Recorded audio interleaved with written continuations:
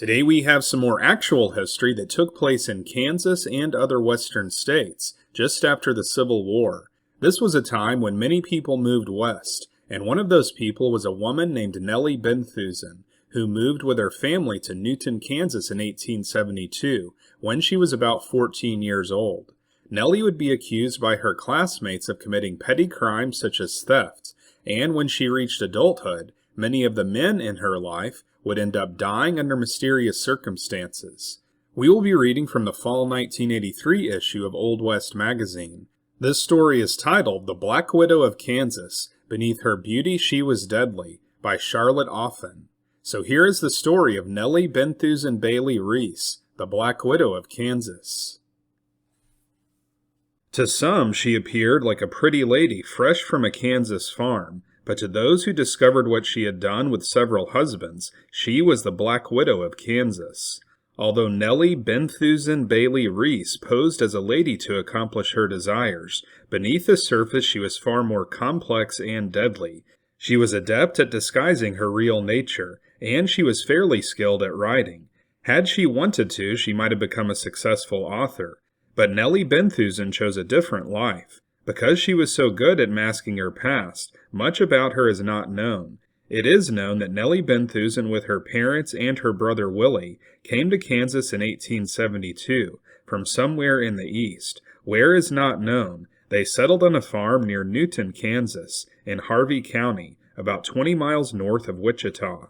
Nellie's father, called Old Man Benthusen, was a tight-fisted old geezer, but he was honest in dealings with neighbors and tradesmen.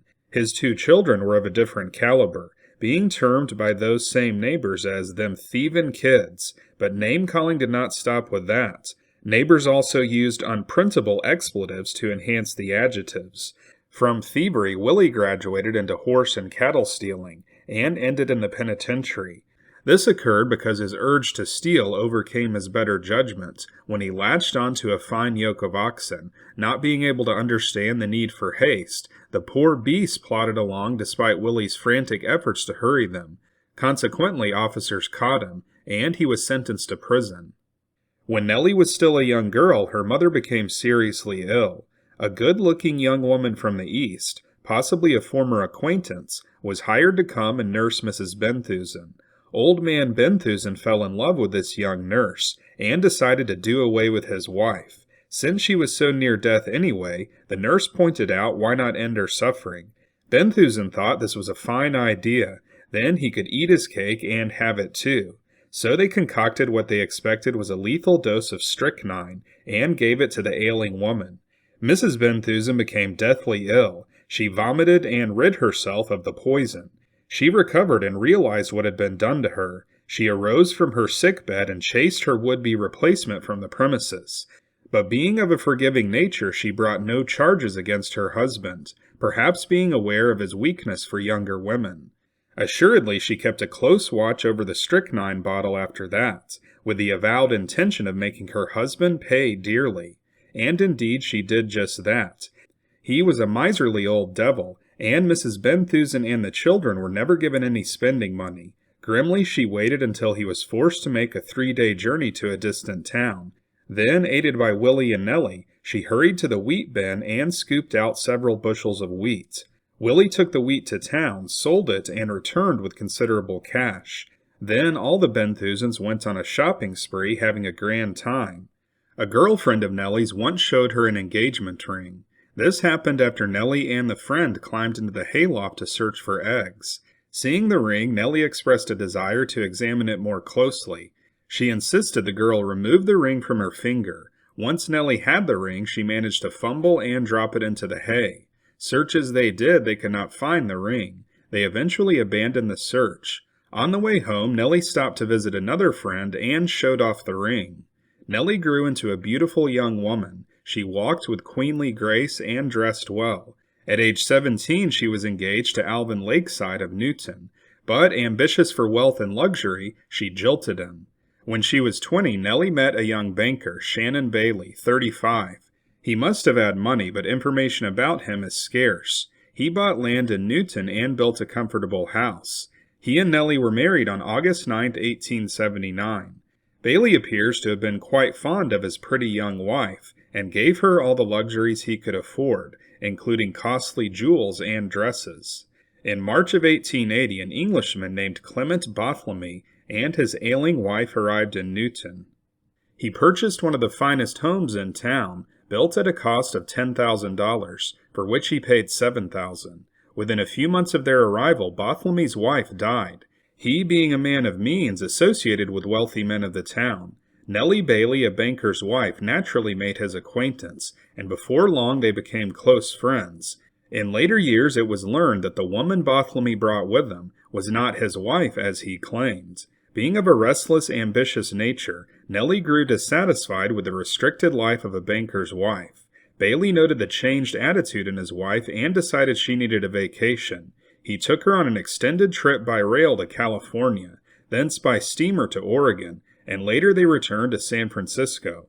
On the return trip they met a young couple named Lesby, who were married but a short while. The four became friends and in San Francisco obtained rooms at the same hotel. A few days later, Lesby was found dead of a bullet wound in his head.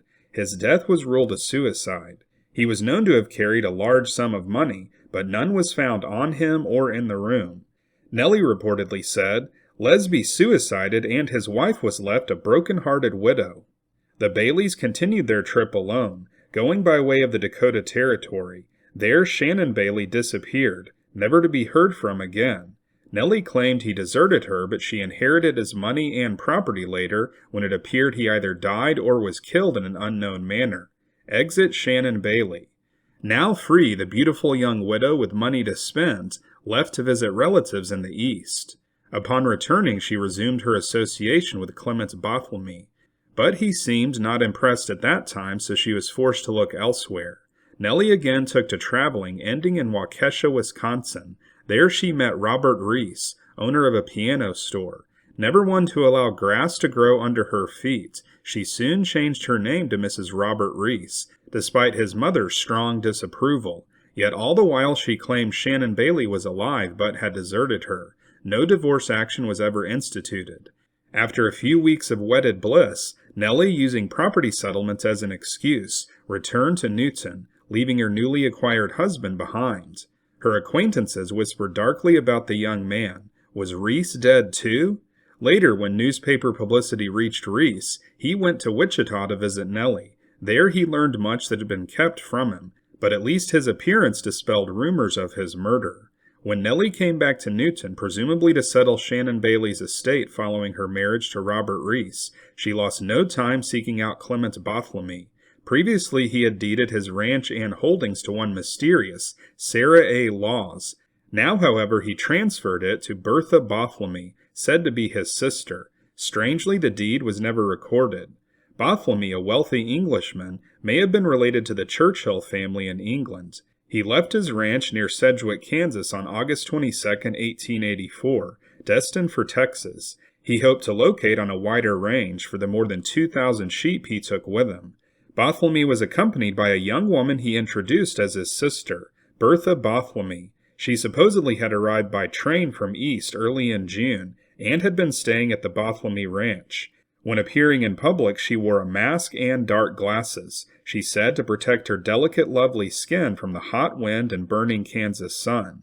To keep his sister and himself, as he was ailing, comfortable, Bartholomew fitted out what he called a house car. In a letter to a friend, Bertha described the house car in these words, "I wish you could see our outfit. Clement had spared no pains or money in fitting it up. It is a nobby one, I tell you.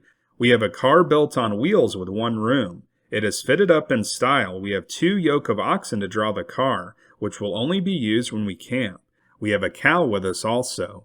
Clement and I each have a riding horse, and I will ride on horseback all the way. We have 2,000 sheep. The 2 young boys he hired, named Dodson and Vetter, will accompany us, one to drive the car, the other the sheep.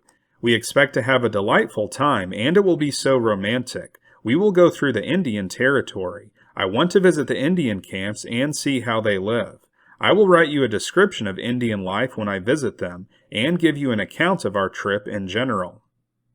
Young Oscar Vedder and Bobby Dotson were awakened in the early morning hours of October 7, 1883, by the cries of a woman they knew as Bertha Bartholomew. She was screaming for help. "Something awful has happened. Go to the car quickly," she urged. Dotson dispatched Vedder to the house car with instructions to investigate. Vedder jumped on his horse and raced to the house car, which was located about half a mile from their camp. He soon returned saying he had found nothing unusual, but the woman insisted Bartholomew had been shot. Dotson told Vedder, "Go back and search again. Maybe you overlooked something." Reluctantly, Vedder left to return a second time, saying he'd found nothing wrong. "Did you look in the car?" Vedder, being a timid young fellow, shook his head. "I was afraid." "You damned coward," yelled Dotson. With that, he jumped on Vedder's horse and raced away. Dotson, several years older than Vedder, bravely entered the house car. A lantern burning brightly suspended from the ceiling revealed Bartholomew lying on a spring bed on the floor. He was shot through the head, his left hand lying limply across his breast. His right hand was by his side. A pistol lay beside him on the bed near his right arm. At dawn, Vedder and Bertha rode to the nearby Skeleton Ranch near Reno, Oklahoma, owned by Ed Collins and Jim Donaldson. There the three related that Bartholomew had committed suicide, and they asked permission to bury the body. A rude coffin was hurriedly made from packing boxes, and Bartholomew's body was placed inside. He was buried later. The following day, the three, at the insistence of Bertha, continued to Texas. Before they left, she mailed to Newton the deed transferring Bartholomew's ranch and holdings to her. She ordered the car cleaned and the blood-soaked bedding washed. What could not be made usable was burned. At this point, they were about 150 miles from Wichita, Kansas. After 5 days of travel to Texas, their mission was brought to an abrupt halt by a United States Marshal and 5 deputies. The officer surprised the three in camp, arrested them, and escorted them back to Wichita. There, Vedder and Dotson were released, after it was determined that they were innocent parties and victims of the woman. In Wichita, Bertha Bartholomew was recognized as Nellie-Benthusen-Bailey-Reece. She had grown up in the Halstead-Newton vicinity, and it was rumored there that she was suspected of having murdered 3 men, Bailey, Lesby, and her last claimed husband, Robert Reece. She was held for trial in U.S. District Court, and it was more than a year before she was brought to trial. Unable to furnish bond, she spent that year in jail. During that time, legal heirs in England, through a British representative, were given all of Bartholomew's holdings. In addition to the sheep, ranch, and cash on hand, there were 21 large trunks found in the house car. Nellie fought to retain possession of these trunks, claiming they belonged to her. The trunks were said to contain silks, satins, and velvets, along with jewelry estimated at $2,000 to $3,000 in value. At Nellie's trial, the courthouse was packed to overflowing. 3 attorneys fought with all the skills at their command to save their pretty client's life. They were W.E. Stanley, later to serve as governor of Kansas, T.B. Wall of Wichita, and Joseph W. Addy of Newton. Nellie turned on all her charm, displaying an ability as an actress. She swore that Bartholomew had encouraged her to go with him as much as she fought against it. She said he promised to marry her in Texas, where they would live like royalty. The defense contended that Bartholomew had a legal wife and children in England, and that in transferring his property to Nellie Bailey, he was attempting to deprive his wife of his wealth. The woman who came to Kansas with him and died was never identified. Despite the many witnesses the prosecution presented citing Nellie's immoral life, the jury decided not guilty. The decision was announced in late January 1885. While her attorneys pretended to believe her innocent, intimating that Bartholomew had committed suicide, those who knew her best continued to regard her as a murderess and thief.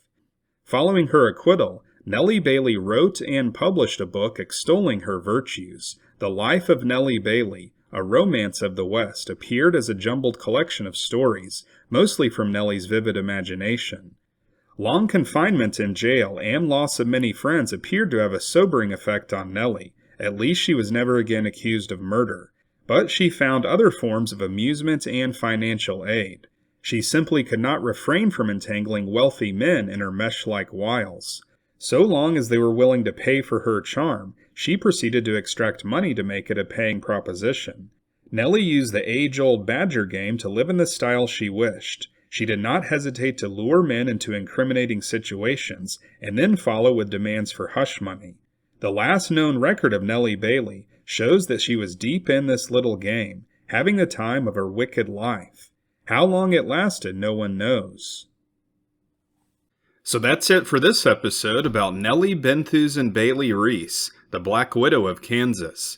She was suspected of killing 3 men, Mr. Lesby, who had a large amount of money he carried on him, her banker husband Shannon Bailey, and Clement Bartholomew, but she was never found guilty for any of the murders, although she did spend about a year in prison awaiting her trial. These ancestry records suggest that Nellie had a daughter, Beryl Cecilia Benthusen, in 1895. Interestingly, this daughter took her mother's maiden name of Benthusen. It also indicates that she married Hiram Hunt Henderson on December 21, 1901 in Chicago, and they had a son, Robert Lee Henderson, in 1908. This would have been the year that Nellie turned 50. Nellie died in Berkeley, California in 1938. This record also indicates that her brother, George William Benthusen, who may have been called Willie in the story, became a medical doctor. So it is possible that Willie was scared straight while in jail, similar to how Nellie was. This channel is called Unworthy History because we cover actual history that is now viewed as unworthy to show on history channels on TV. Those channels show superficial history about topics like aliens, pawn shops, cars, and garage sales. But here on this channel we focus on actual history about people who lived through challenging times long ago. If you'd like to support our mission here at Unworthy History, then consider joining our Patreon page or becoming a YouTube channel member. For $5 per month, you will have access to our members-only videos, and your support for the channel will be recognized at the end of each episode. So if you want to see more episodes like this, then be sure to like and subscribe, and we'll see you next time on Unworthy History.